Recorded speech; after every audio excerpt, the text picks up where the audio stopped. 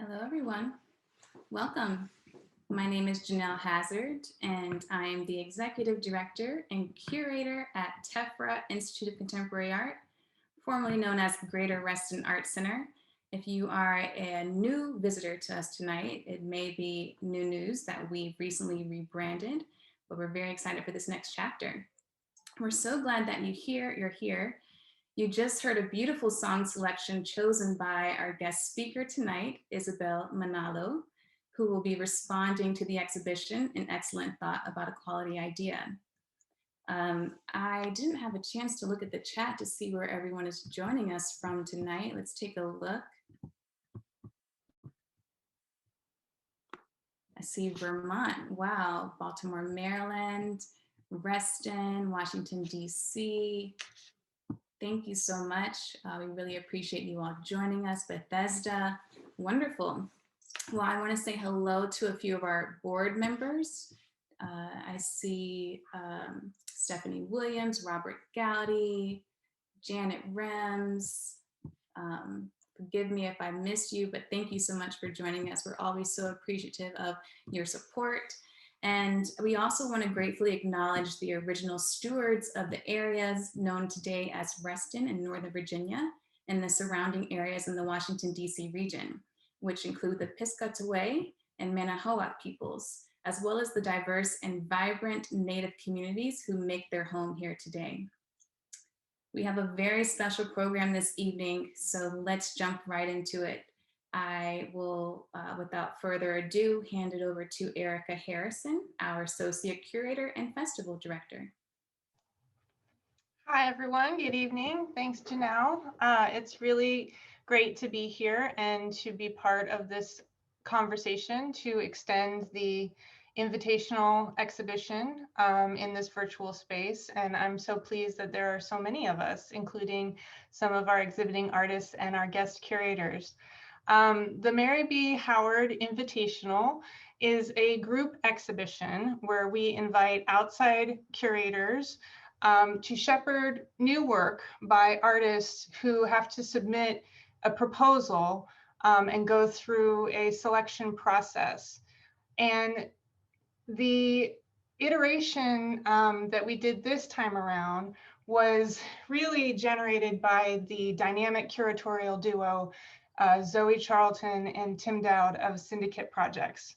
And it was really with Tim and Zoe and their really creative and enthusiastic generosity that they came up with the title, An Excellent Thought About a Quality Idea, and then decided to use that as a prompt for artists to reinvent or revisit new work and invent a new project from that was completely outside of their comfort zone. And so the resulting work that's displayed in the gallery is a result of 9 months of the artists doing research back into an idea that they originally had, and then the dialogue that continued with the guest curators. So I'm really pleased the way that even in the pandemic, how everything turned out in the gallery, and that we were able to really help the artists bring their ideas to fruition by actually mounting the exhibition and then making a video walkthrough for our audience, even if you can't join us at the gallery physically. So if you haven't had a chance to view that, please visit our website to do so. An Excellent Thought About a Quality Idea features 5 artists: Rain Alexander, Matthew Mann, Omalara Williams McAllister, Zia Palmer, and Mojde Reza Ipor. And the exhibition is named in memory of Mary B. Howard, who was an artist and longtime board member and a supporter of TEFRA Institute of Contemporary Art.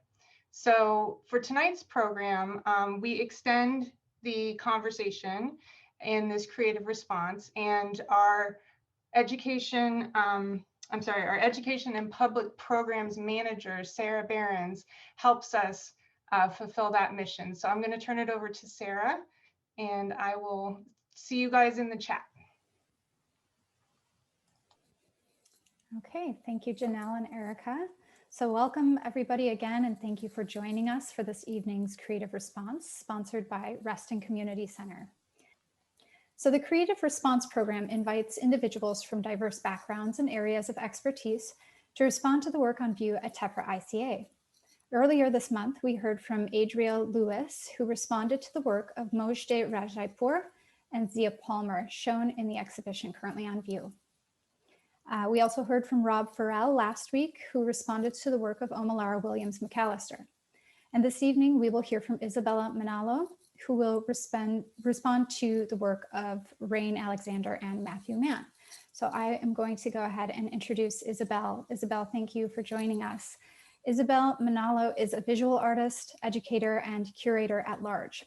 She has been showing her work internationally since 1999, and her work is included in a number of public and private collections, such as the National Academy of Sciences in Washington, D.C., the permanent collections of the U.S. embassies in Bulgaria, Philippines, Kazakhstan, and Nepal. Her work has been shown at the Orlando Museum of Art, the McLean Project for the Arts, Arlington Arts Center, Maryland Arts Place, and the Katzen Arts Center. She has also been the subject of group and solo shows in Baltimore, Chicago, Los Angeles, San Francisco, Seattle, Philadelphia, Orlando, New York, and Berlin. She was featured in New American Paintings in 2004 and 2006, and was awarded a fellowship at the Virginia Center for the Creative Arts, with support from the Morris and Gwendolyn K. Fritz Foundation for 2009. Manalo's work is included in the Drawing Center and White Columns curated artist registries. From 2000 to 2012, Isabel taught at American University's Department of Art, both as an adjunct and visiting artist assistant professor. And she was an adjunct professor at George Mason University School of Art as well, where she taught painting, drawing, professional practices, and visual thinking. She is now teaching as a full-time faculty member at the Edmund Burke School in Washington, D.C. Isabel is the founder and chief collaborator of the Studio Visit, TSV, an art journal featuring artist interviews with artists in their studios. Her experience as an academic educator inspired the creation of TSV in 2008, which focuses on studio practice and process. This mission was further emphasized through a public art critique series she developed, as well as a series of art talks. Her work with TACT International Artist Residency as a visiting artist and curator continues today with a newly launched Berlin Fellowship Award that supports one female artist of color to spend 1 month in Berlin at the TACT residency. Isabel served on the board of directors and the Visual Arts Committee for the District of Columbia Arts Center from 2010 to 2012. From 2012 to 13, she served as a visiting artist and curator at TACT International Artist Residency in Berlin, where she lived with her family from 2012 to 15. Her work is represented in Washington, D.C. by Addison Ripley Fine Art, where she has had 4 solo shows. And Isabel received her MFA in painting from Yale University, a BFA from the School of the Art Institute of Chicago, and a BA from the University of Wisconsin-Madison. Isabel currently lives and works in Bethesda, Maryland. So I'm going to pass it off to you, Isabel, to lead us into tonight's creative response. So thank you all for being here tonight. This past weekend, I had the pleasure of venturing out on a Saturday morning on my own to see the art exhibition, An Excellent Thought About a Quality Idea, curated by Syndicate Project of Zoe Charlton and Tim Dowd of Baltimore. Getting out is not a freedom I take lightly, especially in this time of the pandemic. I'm grateful for my ability to be mobile, but also for my sight. I would also like to say how grateful I am to both Zoe and Tim Dowd again for inviting me to be a part of this project. Huge gratitude to Rahne and Matthew. I'm honored to be connected to both of your incredible work yet again. Prior to this, it was through the Studio Visit, Rahne as a guest speaker for our Nasty Women Art Talks, remember that, from 2016? And Matthew as a featured artist on the site. Last but not least, I want to thank Tefra and to everyone who made this program possible, the staff and the board, and of course the foundation that was made to funded this program. We need more conversations about art that carries the weight and we will get into the weight tonight. However, before I begin, I'd like to reflect and share a little bit about the lens in which I approach thinking and talking about art and the human condition at large. It is knowing people's stories that one can truly understand how that person navigates and participates in the communities they partake in. As an artist, educator, and curator, I believe the foundation of going forward with any project is to establish a positive relationship through listening and having robust discourse. So hear this, if this won't take too long, I hope. I spent my formative years growing up in the Midwest, specifically Wisconsin, land of the Menominee, Ojibwe, Potawatomi, and Winnebago. My parents arrived in 1973 from the Philippines, where we had lived for 3 years, and before that in St. Louis, Missouri, where my parents completed their graduate studies, and consequently where my 2 sisters and I were born. My parents did not intend on returning to the US, but only chose to because of the political situation at the time in the Philippines made it dangerous for us to remain there. My father was an outspoken critic against the Marcos regime, and he could easily find himself exiled or jailed or worse. So as with many immigrant families, my parents' struggles became my privilege. My mom lost her father at the age of 3, the day World War II was declared over. She became separated from her siblings and her young widowed mom, my Lola, which means grandmother in Tagalog, the national language of the Philippines. And she found herself growing up alone with her grandfather in the province, apart from her mother and her siblings who then went to Manila. My father lost 2 siblings during World War II, one due to starvation and another from a tragic accident, and both were under the age of 3. What my parents both experienced and witnessed at such a young age forged them into a life that was focused with the main goal of overcoming. My consciousness has always been informed by inhabiting a colonial identity, or as in the Philippines, we say, a colonial mentality. This notion of colonial mentality refers to a reverence and nostalgia towards the colonizer, and in our case, Spain, and moreover, Catholicism, and the hierarchical social strata it left behind on the people of the Philippines. And it wasn't the Philippines prior to the colonization, mind you. As a young adult, my mission and trajectory was to begin the process of decolonizing myself. Today, as we still are dealing with extreme racial and economic injustice in this country, it still is my mission to be actively engaged in projects that endeavor to break the systems of thought that uplift white privilege and herald white supremacy. I believe there is a more egalitarian way to live without this assumed caste that Isabel Wilkerson so deftly researched in her new book titled just that, Caste, The Origins of Our Discontent. And this is the lens that I bring to when I look at art and when I teach and when I also curate. So without further ado, let's look at the art. So I'm going to share my screen.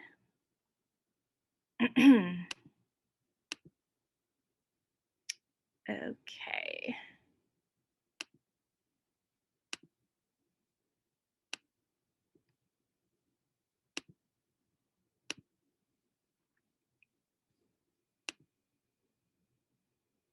So when I first arrived at Tefra, I decided, this is how I usually navigate when I go into a gallery or a space where it has the information booth. Somehow, for me, I tend to gravitate towards the left, which is also says a lot about me in other ways.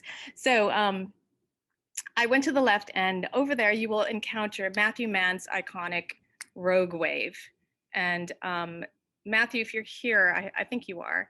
If you can correct me if I'm wrong, you read the novel, but I actually checked it. This is not German, but I think it's called Zlotub, right? And that is the name of the ship that is from this novel. Well, let me just go on to the next slide. So these are more angles of Matthew's piece. And it is a 2-dimensional freestanding sculptural work where it's made on, I think it's masonite, and it's painted. It's about 8 feet tall. It's quite large.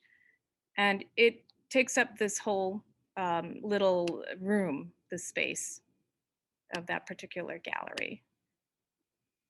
I did take a quick video, and I feel like I wanted to kind of give you this video verite of me walking upon this sculpture.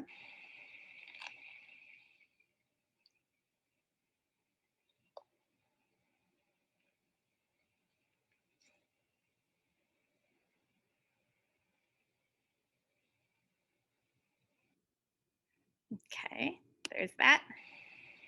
I think I played it again. So one of the impressions right now that I want to talk about is the visual. So when I first saw it, I couldn't help but think of none other than Hokusai. And I think, having been trained, for better for worse, in the academic tradition of looking at art and making these historical references, I couldn't help but think of this very monolithic form, and looking at Hokusai's kind of portrait of a wave. So I will go, I do want to read Matthew Mann's statement, which I will right now. So I just have to move this screen a bit. While you're doing that, Isabel, Matthew did share that the Zoltom Yeah. is not German, but it's sort of confusing dialect that the author used. Oh, okay. But it has that umlaut, so. Yeah, it almost seems like it's like a combination between German and Dutch or something. But yeah, so I think that's what it's meant to be. It's supposed to be like just combobulating. So Matthew, if you don't mind, I am going to read your statement real quick, because I think this is relevant to how we'll go forward with the conversation. So he goes, I began painting the Rogue Wave series in 2017 during a period of personal uncertainty that, in hindsight, seems quaint compared to our current moment. The title of the series is taken from a seldom observed and unpredictable ocean wave phenomena that produces gargantuan waves capable of swallowing ships. Stylistically, the paintings marry a few longtime interests of mine: Zen brush painting, abstract expressionism, and 17th and 18th century maritime disaster paintings from England and the Netherlands. The Rogue Wave paintings employ the visual language of gestural abstraction to depict improbable, cartoon-like waveforms. Rogue Wave, Zlotub, is the newest and largest painting in the Rogue Wave series. The painting takes its name from the ship that was sailed in J.A. Mitchell's 1889 novella, The Last American. The Last American is one of the first things that I read at the start of the COVID-19 pandemic, and it struck me as particularly relevant. Set in the 30th century, mind you, 30th, future, is the story of the rediscovery of America 900 years after its collapse by Persian explorers. As they encounter New York City and Washington, D.C., they depict each city through piecemeal descriptions of the ruins of major monuments, including the U.S. Capitol Building, Brooklyn Bridge, and Wall Street. As they travel, the explorers recount the story of America's demise. They tell stories about Americans being disloyal to one another, but having steadfast allegiances to money and material acquisition. Sound familiar? These traits, exacerbated by plagues, climate change, and greed, caused the undoing of America in the 1990s. The unseen cataclysms leading to the downfall of America in The Last American parallel the crises that we face today and are similar to rogue waves, a convergence of forces capable of incredible destruction.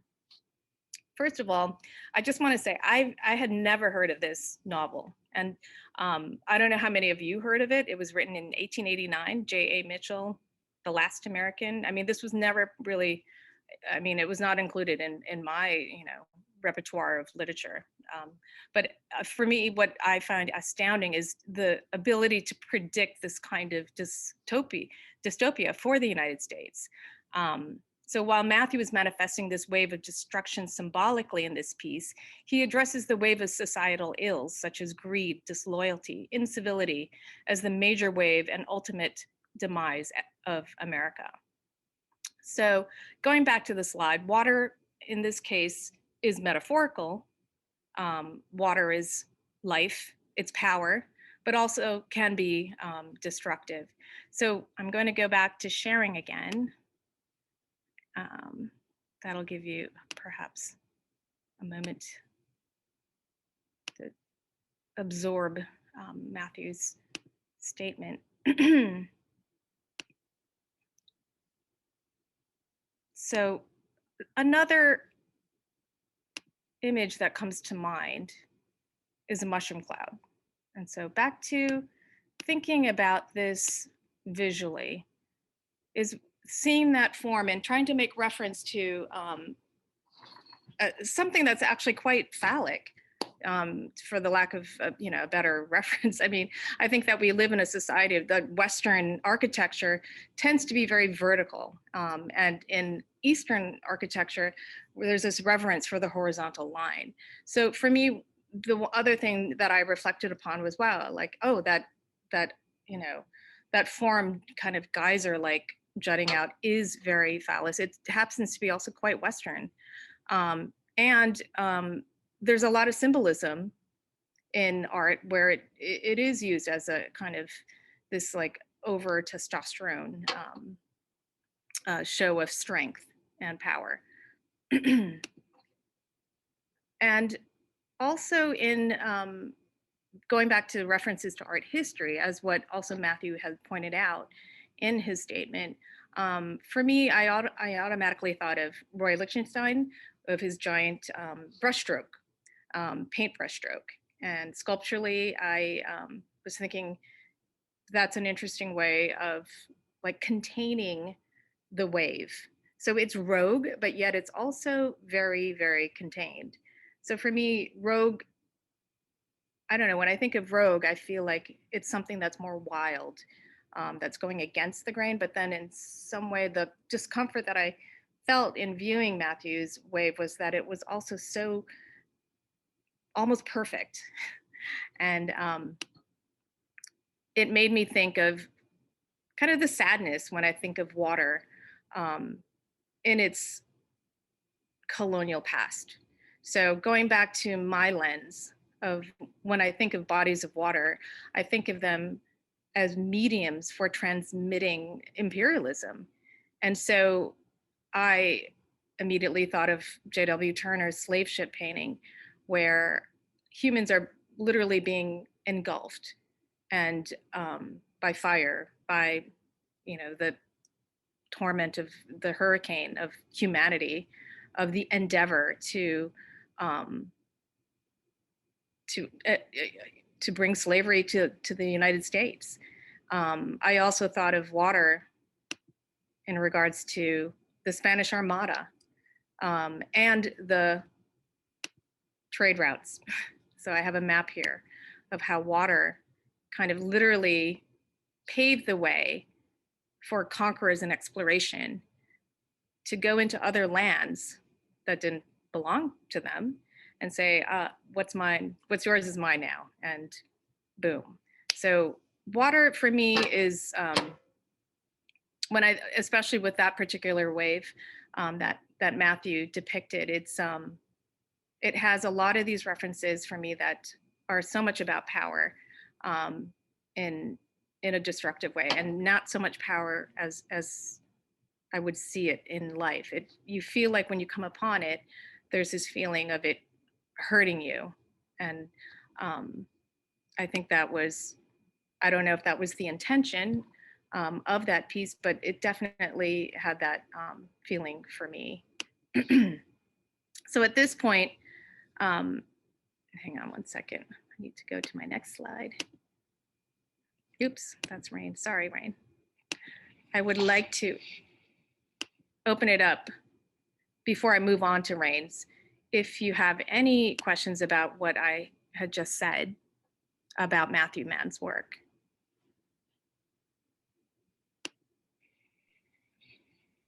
I appreciate the way that you're talking about imperialism and its connection to water, and that water, the ocean, has been just a pathway to promote and also to force ideals that that that that emphasize the kind of might of oppression, you know? And so, yeah, so thanks for making all those connections. Yes. I do have a question for Matthew. I'm wondering so when you say rogue, what is the actual meaning of the rogue for you in this particular piece? Where does it lay or lie?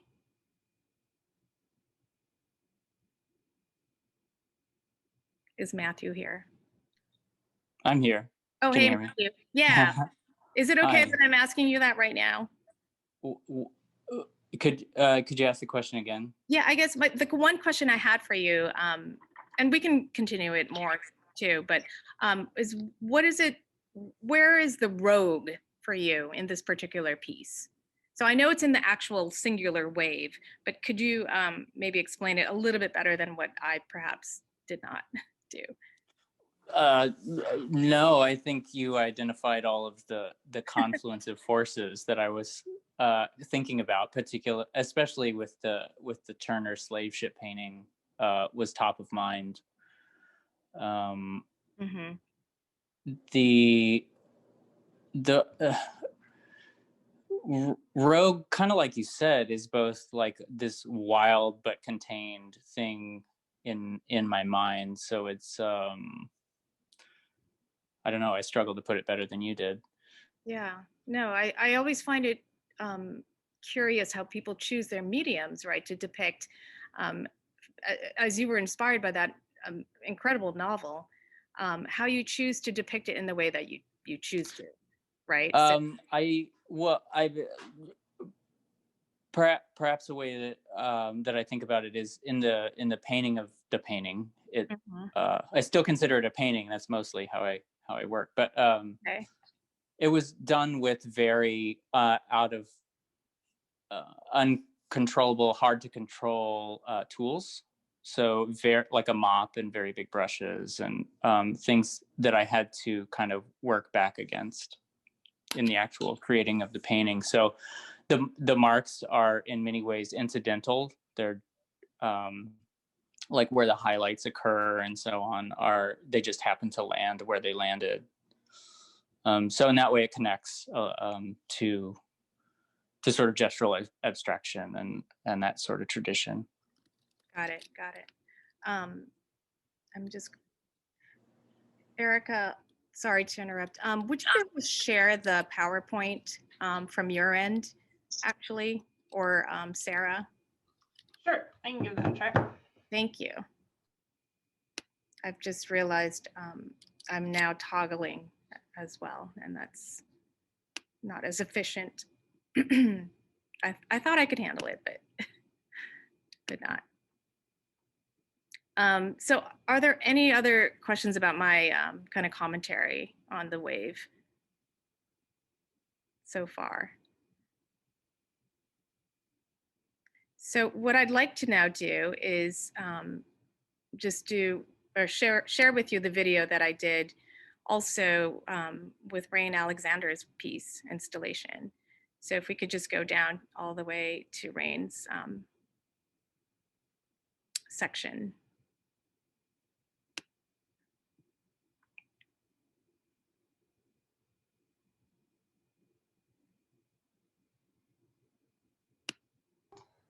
Well, we might be able to. Let's see if it participates. There we go. Keep going. Clicking. It was probably just downloading. Yeah, it was thinking about it. Okay, so let's see if I can play it.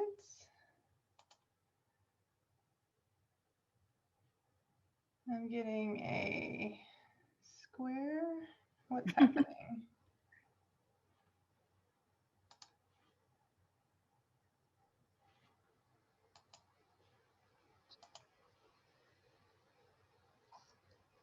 Is that good? Yeah, that looks great.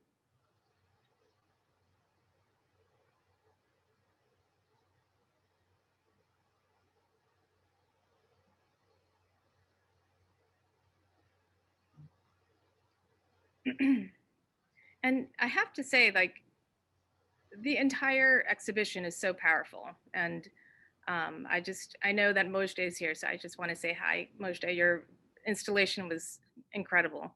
And so responding to only Matthews and Rains to me is really like not doing it justice. So I just want to say that because I was really just moved by not just the premise of the exhibition, but really the work by the artists. And I don't know if people here were aware that the work was supposed to be something that they've done in the past, right? Zoe, if you can correct me if I'm wrong, and Tim, and where they have to change something from that piece. Is that correct? So it's reworking something old. You got it. Okay, all right. So this is Rain Alexander's piece called I Am the End of Patriarchy, and so can you. It's an, as she states, an early 21st century trans feminist statement of purpose, a letter of encouragement for my past self, and a travelogue of how I have arrived where I am today. So one of my first observations of this piece was the text, that it's a manifesto on scrolls. It's not metaphorical, as was Matthews. It is what it is. So having worked with a lot of language in my my own work in the past, to me this resonated very personally. So I really loved. I tell my students, don't say love, don't say like, but here I am saying it. But I really love the fact that it's on silk and that it's actually a scroll. So Erica, I don't know if you have the PowerPoint, but you could go to the next one. So here it is where you can see the actual wood dowels that's kind of like holding it up on either end. And you can see that it is a very large scroll. I would say like 7 feet by 4 approximately. There's a power to it when you first see it. You don't immediately read the text, and I will get into that a little bit more. But there's this kind of immersion of just, you know, some kind of symbols like and hieroglyphics, and then you begin to read it, and it starts to unfold for me.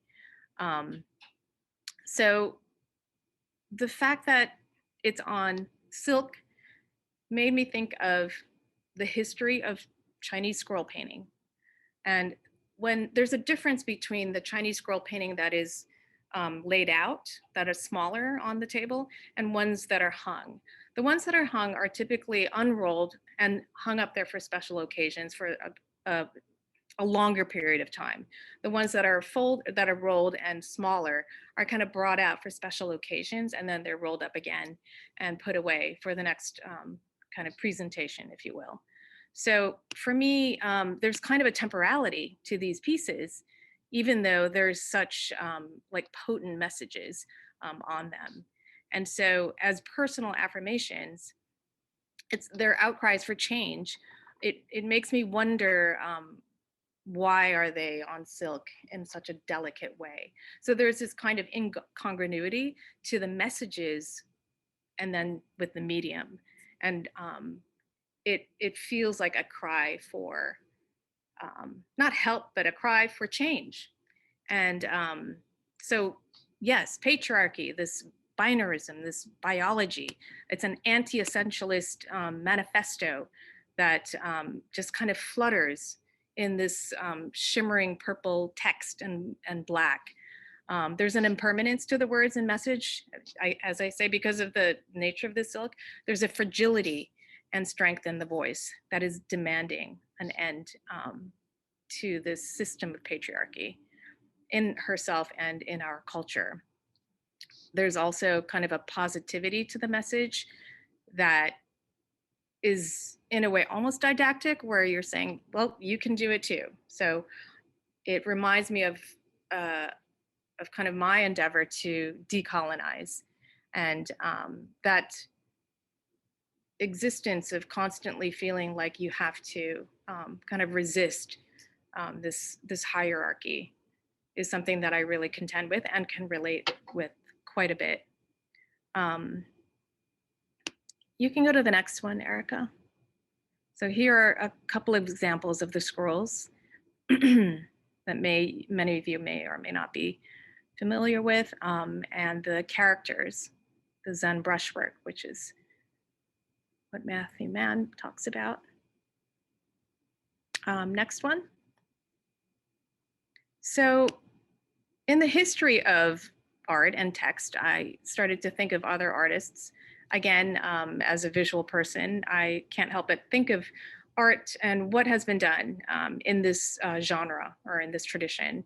So Christopher Wool is an example of a contemporary painter who uses text quite a bit, and in a way that kind of disrupts the way that we normally read in that particular rhythm of the syllables being broken up. So it's readable, but yet there is a rhythm that he purposely breaks up in order to disrupt the readability of that particular message. I think that Rahne is not necessarily trying to do that, but by having it kind of smudged and smeared and in that fluttering ephemeral surface, there is that effect where it doesn't lend you to be able to like simply read it as in a poster, but it kind of quietly and loudly speaking to you, which is kind of the beauty of it. There is such a beauty to that piece. You can go to the next one, please. Anyone know who this is? Ed Ruscha, another wonderful contemporary painter who deals with text and kind of these, I don't know if banal is the right word, but these scapes, these like kind of encompassing very Americana visions of our landscape. And the texts that he tends to put in are definitely readable. They're kind of non sequiturs, so sponge puddle. So then you wonder when you look at it, am I seeing these texts, these letters as image or as words? So again, this is something that I contended with in my own work as well, a long time ago, in terms of adding text. Is it something that is visual or do we inherently try to read it? And so these are some of the fun things that artists try to deal with when it comes to representation. So ultimately, it is a challenge in terms of representation when you are including text.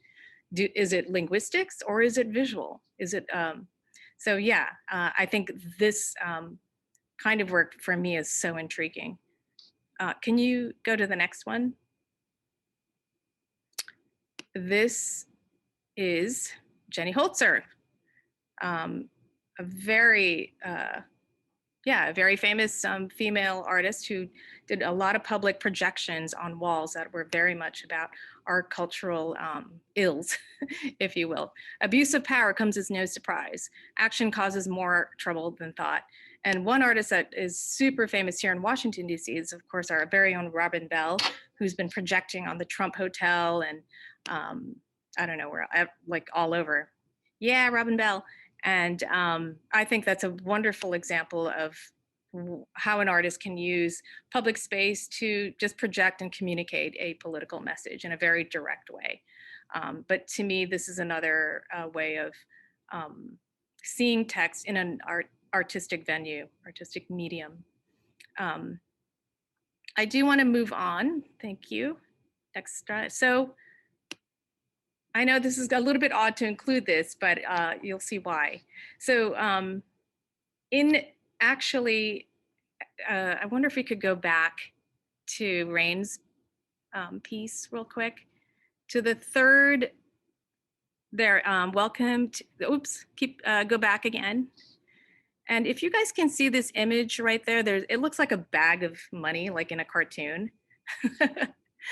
But it's not. It says "Ce n'est pas une grenade," and I saw that. I was like, "Whoa, that's a reference to Magritte." And what that said to me was that she's really aware of the fact that this isn't an image. This is not the actual thing. This is just a representation of it. But well, what does that mean? it could mean a number of things. It could mean like, well, you know, joke's on you, joke's on the viewer. But I thought just having that inclusion and making reference to Magritte's Ce n'est pas un pipe, which is also a play on representation, is really like clever. So Erica, you can go for it again to Magritte. I'm going to just read something that I wrote here.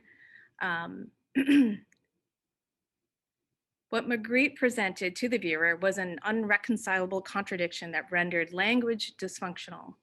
Both Foucault is a French philosopher, and Magritte critique language and agree with Ferdinand de Saussure that signs are arbitrary, circumstantial, and conventional. In contrast to classical painting's attempt to identify scenes or images, illusions, with models that inspire them, Magritte sought to banish resemblance by employing familiar images whose recognizability would be subverted. He explored the secret linguistic element in painting. This painted image is that thing, by employing familiar images whose recognizability, oh, sorry, I just started reading the same thing. Taking up the anti-linguistic program of modernism, that painting is nothing other than itself, modernism, you know, that whole 20th century thing. Magritte used literalism to undermine itself. He played with resemblance as the primary reference that prescribes and classes copies on the basis of mimetic relation to itself, and similitude, in which there is on reference the anchor is gone. With similitude, the relations are lateral, with infinite and reversible relation of the similar to the similar in an endless series of repetitions. The concepts of resemblance and similitude are familiar to those who have read The Order of Things. And again, that's by Michel Foucault, who wrote that. And I will happily admit, part of this quote that I just read is not by me. It is by a theorist, by Jean Willette. So that is like a lot of academic jargon, and I apologize. So I'm going to end a little bit, I guess soon. I don't want to like keep on talking too much, but as someone who continues to grapple with decolonizing oneself, this message resonates very strongly with me. The feeling of something so deeply embedded in our culture that to change and rid oneself of it is to be constantly going against a rogue wave, a tide. So I'm talking about patriarchy in Rahne's work. There will always be struggle to find one's authenticity, a life of resistance, when one is not a member of the dominant caste of the human hierarchy. As a woman, as a person of color, as a post-colonial. Culture is fluid, and what is culture but the blood of our society? It has to be replenished and kept circulating for the flesh to survive. For me, art in this exhibition is a testament to our vulnerability towards essentialism and a living, breathing entity towards evolution itself. It is imperative lest we all end up in this dystopian future of John Mitchell's novel, The Last American. I don't think we want that. And I will close at that. So I think now is where we can open it up.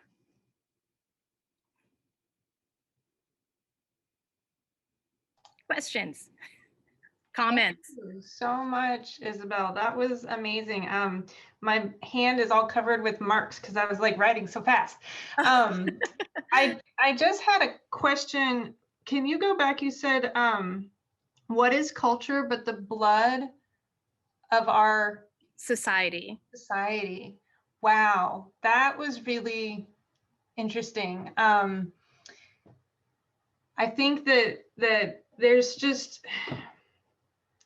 so much to think about when we think about the wars and the pain and the suffering, and then, you know, we think we're going to be talking about books and literature and art, and it all goes right back to that very visceral, how do you communicate all of those feelings in a visual way? And I just, I really appreciate that. So it looks like there's a conversation about the pomegranates. Rahne, I know those are really important to you. I don't want to put you on the spot, but do you want to share? So we have Mojde asking Rahne if the grenade was a pomegranate. And so okay. the word pomegranate is a grenade in Oh, French. that's crazy. Okay. So was the picture of it, was that supposed to be a grenade, or, I mean, not a grenade, a pomegranate, right? Yes, yeah. But you know, I love a pun. I will run full face first into a pun if I can, if it's worth it, if it's worth the laugh. But you know, it was so, it felt right. Mhm. The silk itself was dyed in pomegranate. Oh, Yeah, okay. and so I mean, like pomegranates were very much on my mind.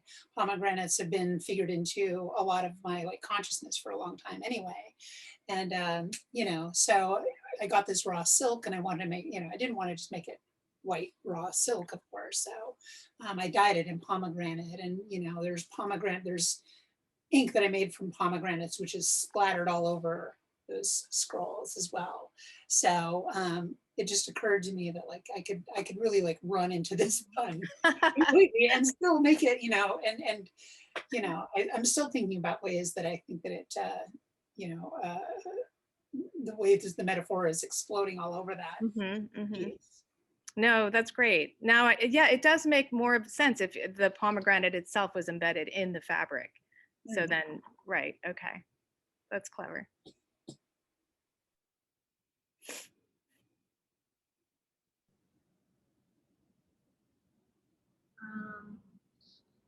I have a question for Rahne.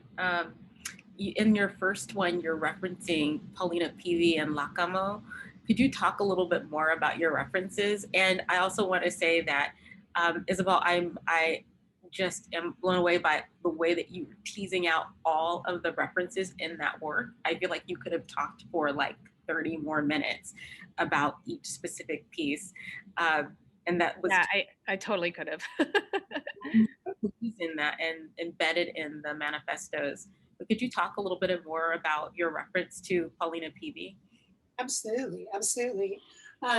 So just to situate it, a lot of the ideas, a lot of the because this was a piece about drawing on an old idea and expanding on it, I really wanted to kind of bring a collage of the ideas that made me who I am, and acknowledge, those that gave them to me, because, I'm not I don't invent all these things myself. None of us do, right? In creating this, Tephra, which, in its prior incarnation had reached out to me during the Paulina Peavy exhibition. So that would have been 2017 into 18, I think it was. And, this is the first interaction I really had with the gallery. And I came out and I did one of these creative responses to the Paulina Peavy show that happened there. And I think Zoe did the other one. Am I right on that? I think Zoe did the other creative response. And of course, when that show happened, I had no idea who Paulina Peavy was. And she was this amazing painter who lived the entirety of the 20th century, very mystical, that had connected with this alien spirit called Lacamo, who had influenced all of her paintings. And so, and who's like, one of her core ideas was that like, one of the problems with humanity and Western culture in particular is this like gender binary that we've created. And that's the thing that's going to destroy us. And so I got to respond to that and like discover this amazing artist who's been on my mind ever since then. And of course, if I'm coming back to Tephra to put up a piece, like I have to acknowledge this, like she's, very much a part of that. And so, Lacamo is identified by name in this piece. And, it was very much, she was very much on my mind in terms of how I'm going to channel this piece as I was creating it.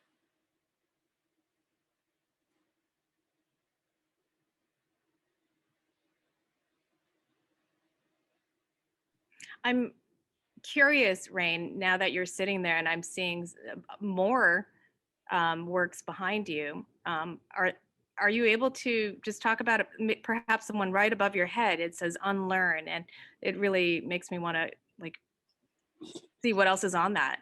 Yeah, so this was one of my test runs. A lot of my, this is my studio. This is the beautiful part about working in a pandemic, is that you get to see all the bells and whistles and, you That's know, great. test runs and everything. And so this was one of the test runs. This is actually the piece that was in a lot of the promo materials for the show, because of course I was still working on the final product, you know, when it came to do the PR. And so, yeah, this was a test run of the center panel. You know, so if you take a look at the center panel of it, you know, you'll see basically the same structures here, with some variations on there. So this is really like the way that I worked this out. Close this computer here. So yeah, unlearned privileges loss, you know, which was an idea that I got from reading post-colonial theory, specifically Gayatri Spivak, and you know, this idea of you know, this concept that privileges loss is kind of pervasive, but we don't acknowledge it, you know, and that's an idea that I've been spinning on since I read it 25 years ago.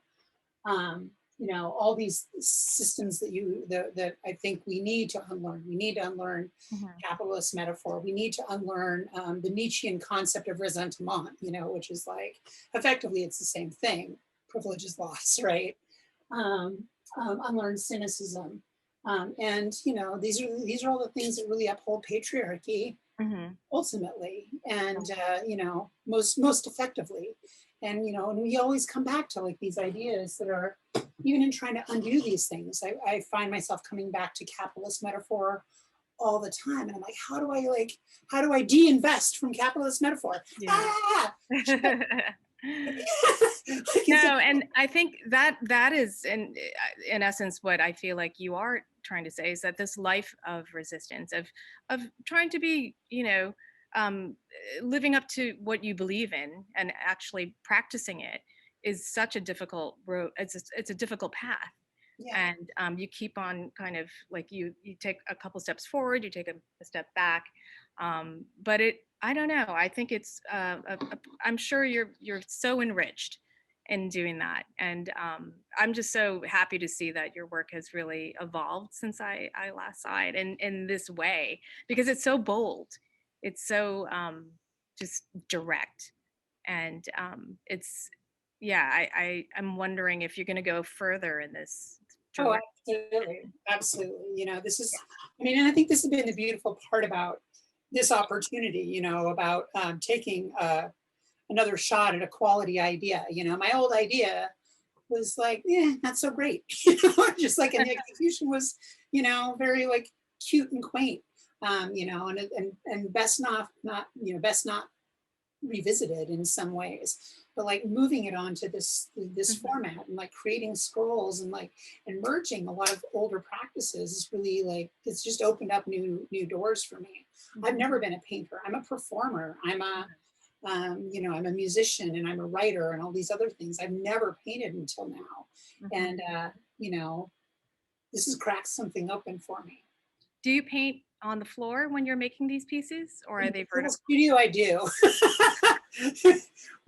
Maybe once I can, you know, once I'm done with grad school and I get a bigger place, yeah, I will, you know, maybe I'll get a bigger place. But yeah, now it's like all on the floor, on a little table, you know, that kind of thing. Right, that's great. Well, you have to let us know when you're having your thesis show. Absolutely, yeah, it'll be in April. So. Okay. Oh my gosh, that's coming up. Yes. It's like in 2 months. Indeed. Wow. Well, while Rahne is here, I think we can open it up to other participants on this call, on this event. One more question. Zoe? Is Matthew still there? Matthew? I hope so. Yes, I see him. Isabel, thank you so much for sharing your family's history and the circumstances around your parents coming to the United States. That was really impactful and very much a connection to that I didn't imagine until you were discussing Matthew's work. And it makes me think about distance, the kind of generational distance and the political distance, and its relationship to reflection. And Matthew's reference is from the mid 1800s, and this distance has given him space to reflect on current times. Right. You and Matthew could talk more about how distance is a kind of important way to look at the now. And yeah. Yeah, absolutely. Matthew, are you there? Are you able to? I'm here, yeah. Okay. Do you want to answer Zoe? Respond to Zoe's question? Sure. I can chime in later. Well, the thing for me, I was surprised by the prescience of this particular author, J. Mitchell's perspective on the kind of American condition, even at that time, similar to Tocqueville or something like that, who kind of marked America and Americans, the characteristics of Americans right away, even further back than J.A. Mitchell. What that says about distance, I'll have to think more about. But other than just kind of, I wonder what sort of kicked those ideas off in those writers at those times to speak about kind of conditions that would befall all of us later. Mm-hmm. I think when you were talking about my own inclusion of my parents' history, for me to have that in my memory is literally part of my DNA, and I do feel that distance really closed in, and especially now, and this is a new fact, my mom now is living with me because my father recently passed away this past October. And now more than ever do I feel her history because she's right there with me in the morning and at night when I help her get ready to get her breakfast and get her medication, put her to bed, get her medication again. It's this kind of, it's almost like this circling back where, she used to take care of me and now I'm taking care of her. And that distance is really closed in. And when I think of distance in terms of the waters, the bodies, specifically the Pacific Ocean that they had to cross a couple times before my sisters and I began our lives, it's remarkable to me what they had to go through as people in their 20s, having kids right away and then having to deal with political problems that then they came here and then they were almost deported when they were here. And so this kind of disruption of dislocation is definitely a part of not just my own psyche, but I think the Filipino psyche. And that is kind of, again, going back to this existence of resistance, of decolonizing is something that I grapple with daily. And it's not something that I see it as a chip on my shoulder per se, but it's definitely something that moves me to want to express it in my own work or try to, find it in other people's work. Because there's so many amazing artists. And I do feel like art is, again, part of culture, and culture is the blood of our society. And without that, what would we be 30 years from now in terms of like a dystopic, like where would be the evidence, the relics of our culture if we don't create it? That was a really long-winded answer. I'm sorry, Zoe. That was a really great answer. We are just about to the end of our program, and I do want to thank everyone for their honesty and Isabel, especially for your generosity. I mean, it's just, I have goosebumps with just the conversation and really, really appreciate that. If anybody else has a question, feel free to launch in. Otherwise, we might say goodnight and look forward to Tim and Zoe's talk on Saturday. That is the last program for this exhibition. And we're just so grateful to have these conversations. And for all of you for joining in our Zoom room. It's just been really, really nice. Thank you so much.